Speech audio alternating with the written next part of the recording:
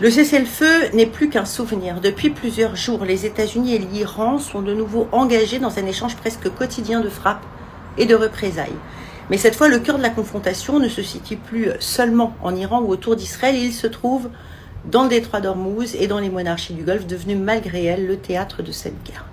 Dans la nuit de samedi à dimanche, les États-Unis ont mené de nouvelles frappes contre des installations militaires iraniennes situées autour du détroit d'Ormuz. Selon les informations américaines, les cibles comprenaient notamment des systèmes de missiles, des défenses aériennes et des vedettes rapides utilisées par les gardiens de la Révolution. L'objectif affiché par Washington est très clair, empêcher l'Iran de fermer le détroit d'Ormuz et garantir la liberté de navigation, car ce détroit est l'une des artères énergétiques les plus importantes au monde. Une partie considérable du pétrole et du gaz exportés par les pays du Golfe y transite, et chaque attaque contre un navire, chaque missile tiré à proximité, chaque menace iranienne de fermeture provoque, on l'a vu, immédiatement une inquiétude mondiale. Donald Trump affirme que le détroit demeure ouvert, mais dans les faits, les compagnies maritimes évoluent désormais sous un niveau de menace extrêmement élevé. Plusieurs navires ont été attaqués ou endommagés ces derniers jours, et certains bâtiments commerciaux ont préféré modifier leur trajectoire. L'Iran a répondu aux frappes américaines par une nouvelle vague de missiles et de drones visant les pays qui accueillent des installations militaires américaines. Et oui, Bahreïn a bien été visé de nouveau. Les autorités bahreïnies affirment que leurs défenses aériennes ont intercepté des missiles et des drones iraniens. Des alertes ont retenti dans le royaume, qui abrite notamment le quartier général de la 5e flotte américaine. À ce stade, aucune perte américaine majeure n'a été annoncée. L'Iran affirme avoir ciblé des infrastructures militaires américaines ou liées aux États-Unis lors de précédentes attaques. Téhéran avait notamment revendiqué la destruction d'un dépôt de carburant à Bahreïn, mais ces informations iraniennes ne sont toujours pas confirmées indépendamment et les pays concernés assurent généralement avoir intercepté une grande partie des projectiles. Le Koweït a également été frappé. Son ministère de la Défense a indiqué que plusieurs sites proches de la frontière irakienne avaient été attaqués. Le Qatar a annoncé avoir intercepté des missiles. La Jordanie a condamné une escalade dangereuse. Quant aux Émirats arabes unis, ils affirment que les missiles tirés en direction des pays du Golfe n'ont pas pénétré leur territoire, même si leurs systèmes de défense ont été placés en état d'alerte. Ce qui est particulièrement inquiétant, c'est l'élargissement géographique de la confrontation. L'Iran ne riposte plus seulement directement contre les forces américaines, il frappe ou tente de frapper les territoires des alliés arabes de Washington qui accueillent ces forces. Pour les monarchies du Golfe, la situation est extrêmement délicate. Elles veulent préserver leur partenariat stratégique avec les États-Unis, tout en évitant d'être entraînées dans une guerre ouverte avec l'Iran. Les Émirats, le Qatar, Oman et l'Arabie saoudite tentent donc de maintenir des cadeaux diplomatiques alors même que les missiles et les drones traversent la région. Du côté de Donald Trump, le discours est devenu nettement plus dur. Après avoir présenté l'accord provisoire conclu avec l'Iran comme une étape vers la paix et la réouverture du détroit, le président américain considère désormais que cet arrangement est pratiquement terminé. Il accuse Téhéran d'avoir poursuivi ses attaques contre la navigation commerciale malgré ses engagements. Et la Maison-Blanche se prépare par conséquent à une campagne qui pourrait durer plusieurs jours, voire plusieurs semaines. Washington ne parle pas officiellement d'une nouvelle guerre totale, mais d'une opération destinée à imposer à l'Iran un coût militaire suffisamment élevé pour le contraindre à reculer dans le détroit d'Ormuz. Cependant, la frontière entre une opération limitée et une guerre régionale devient chaque jour plus difficile à distinguer. Israël, de son côté, observe attentivement ces développements. Pour les responsables israéliens, la pression américaine sur les missiles iraniens, les défenses aériennes et les installations des gardiens de la Révolution contribuent à affaiblir une menace stratégique majeure. Mais Israël sait également qu'une extension du conflit peut provoquer de nouvelles frappes iraniennes contre son territoire directement, bien par l'intermédiaire de groupes alliés dans la région. L'armée israélienne demeure donc en état d'alerte, même si les affrontements actuels se concentrent principalement entre les États-Unis, l'Iran et les bases américaines du Golfe. Alors où en sommes-nous exactement? Nous ne sommes pas encore dans une guerre totale entre les États-Unis et l'Iran, mais nous ne sommes plus non plus véritablement dans un cessez-le-feu.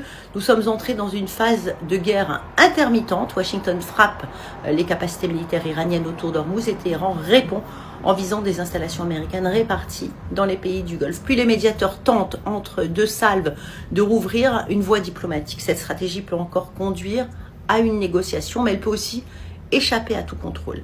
Il suffirait qu'un missile iranien fasse de nombreuses victimes sur une base américaine, qu'un navire transportant du pétrole soit coulé ou bien qu'Israël soit de nouveau directement frappé pour que la Maison-Blanche décide d'élargir considérablement ses opérations. Le Bahreïn n'est donc pas un épisode secondaire de cette guerre, il est un symbole, le symbole d'un conflit qui déborde désormais les frontières iraniennes et israéliennes et qui transforme l'ensemble du Golfe en champ de bataille potentiel. La véritable question n'est plus seulement de savoir si l'Iran peut fermer le détroit d'Ormuz, elle est de savoir combien de temps les États-Unis, Israël et les pays arabes pourront continuer à gérer cette escalade sans qu'elle ne se transforme en guerre régionale ouverte. Voici le point sur la situation au Moyen-Orient. Les gardiens de la révolution ont signalé de nouvelles attaques ce matin contre des installations militaires américaines à Bahreïn et à Oman. Les infrastructures de l'ennemi qui sont à chaque fois rafistolées sont encore détruites et ravagées par le feu. Et la marine iranienne a surtout affirmé avoir détruit les radars de détection de navires à Oman. Les Iraniens ont tenu à préciser qu'ils ne font que se défendre. À ce propos, le porte-parole de la diplomatie iranienne Esmaël Baghaei a dit aujourd'hui lors d'une conférence de presse qu'à chaque fois que l'autre partie a manqué à ses obligations, nous continuerons d'agir de la même manière. Une déclaration qui a fait suite à des bombardements américains sur de vastes zones de l'ouest iranien, des tirs de désespoir sans aucune précision qui n'ont fait aucun dégât. Et tant mieux. Oui, et ce qui est intéressant, Pascal, c'est de voir la réaction de la Maison-Blanche lorsque la presse l'a interrogé sur ces révélations.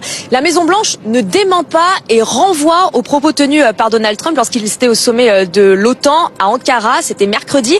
Il avait déclaré aux journalistes sur place qu'il était très conscient d'être une cible pour l'Iran et quelques heures plus tard, il avait même dit qu'il était la cible numéro 1 sur la liste des assassinats.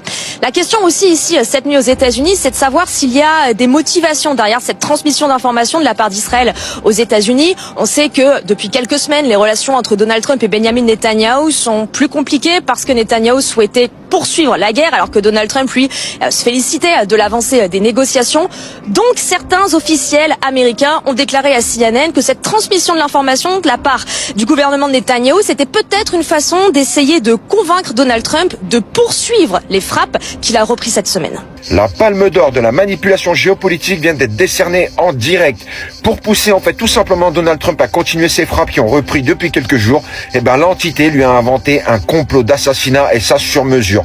C'est tellement grossier que même certains renseignements américains n'y croient pas. Donc c'est l'info qui tourne en boucle depuis ce matin sur CNN et le Wall Street Journal. Tel Aviv aurait transmis cette semaine un rapport secret ultra spécifique comme quoi l'Iran aurait planifié d'éliminer physiquement Donald Trump. Donald, fidèle à lui-même, a plongé la tête la première. À cette descente d'avion, il nous dit, je cite, « Ils veulent éliminer le leader américain, c'est-à-dire moi. Je suis sur toutes les listes. » Voyons. Et la marmotte, elle met le chocolat dans le papier d'alu, bien sûr.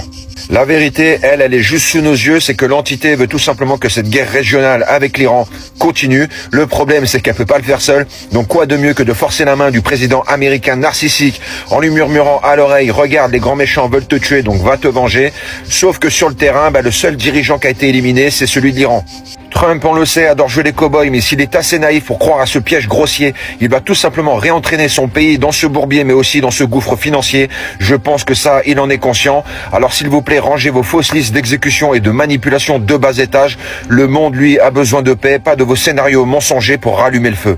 L'Iran et l'Arabie Saoudite en guerre ouverte à cause de cet avion. Nous sommes le 13 juillet. L'Iran a prêté un avion aux Houthis du Yémen et l'Arabie Saoudite a essayé de le liquider. C'est honteux de la part des Saoudiens. Il y avait les funérailles de Ali Khamenei, l'ayatollah iranien, qui avaient lieu à Téhéran. Et donc vous avez une délégation qui est partie du Yémen jusqu'en Iran. Au retour, ils ont un avion de Air Mahan, une compagnie aérienne iranienne, pour pouvoir rentrer chez eux. Et les Saoudiens essaient d'utiliser cette occasion pour les liquider. Voilà ce que font les gentils Saoudiens avec le matériel militaire français, disons-le, directement sur l'aéroport international du Yémen, à Sanaa. Et ils ont essayé de détruire les pistes de telle manière à empêcher l'atterrissage. Heureusement, les Iraniens ont une autre idée. Ils devaient initialement se poser à Sanaa, la capitale. Finalement, l'avion a été dévié vers la ville de Al-Hodeïda de telle manière à éviter les frappes saoudiennes. Et il faut quand même se poser une question. Depuis quand l'Arabie Saoudite se permet-elle de gérer l'espace aérien du Yémen? De leur côté, les Yéménites ont été très clairs. Il y avait une phase d'accalmie, notamment du fait que les Saoudiens avaient aidé à virer les Émiratis du Yémen.